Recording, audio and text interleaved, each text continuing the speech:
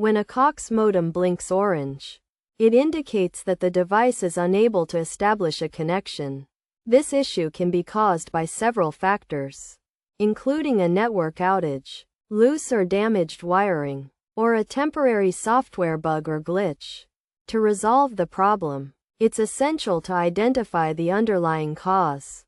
First, check if there's a network outage or planned maintenance by visiting the relevant website and using the outage information map. Simply enter your address and zip code in the search bar, and the system will display any outages in your area. If an outage is reported, wait for it to be resolved. If not, inspect the cables for any damaged or loose connections, and disconnect and reconnect each cable to ensure it's firmly plugged in.